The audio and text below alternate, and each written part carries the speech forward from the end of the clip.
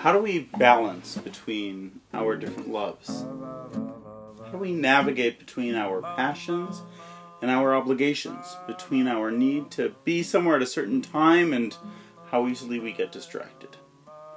Welcome to Talmud Live, an initiative of the Bronfman Fellowship's alumni community, where we're introducing 18 of the most important Talmudic stories that every Jew should know, and creating YouTube films to entice you to do some studying on your own or with a good study partner. Our first story in the series is the story of a scholar who loved studying so much, or perhaps of a professional who loved working so much, that he barely came home. Until one day, he didn't come home at all. And it's a story about tears, one tear actually, and the power of a single tear within an intense relationship, the power of a single tear to bring the house down. This is the story of Rav Rehumei, or Rabbi Love, if we translate his name into English. And it appears here in the Babylonian Talmud Masechet Ktubot, page 62b.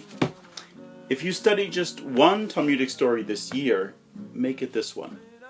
And not only because it was made famous recently by Talmud scholar Ruth Calderon in a speech in the Israeli Knesset a few years back, but because it has everything a good story, a good Talmudic story, needs. It's short, carries a punch, navigates real questions, and is uniquely Jewish, and yet first and foremost human. Oh, and it ends in tragedy. What more could you ask for? Here's how it starts. Ki had Rav Rehumei hava shachiach kamei de Rava b'mechoza. Or in English, Rav Rehumei was always to be found in the academy of Rava at Mechoza. His habit was to return home on the eve of every Day of Atonement, Yom Kippur. One day, the learning, the Torah, she enticed him. His wife was expecting him. Now he'll come. Now he'll come. He did not come. I won't ruin the ending for you. Rather, I'd prefer to leave you with three questions.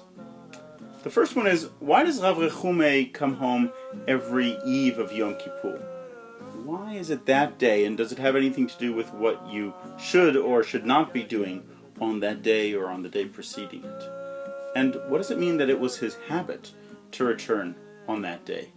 Is this something that his wife consented to, was excited about, agreed to, and out of coercion? Second of all, why is it just a single tear that the Talmud describes as bringing the house down? Was it Mrs. Rehumei's last tear that was left, or was it the only one that she allowed herself to shed? And lastly, notice the names in the story. Notice that we don't know Rav Rehumei's wife's name, and that the Torah is referred to as a she. And finally, what is the Talmud insinuating here by describing this rabbi as Rav Rehumei, which means in Aramaic love or compassion? Ponder those three questions, find a good study partner, download the source sheet that we've supplied on our website or Facebook page, and enjoy studying the story.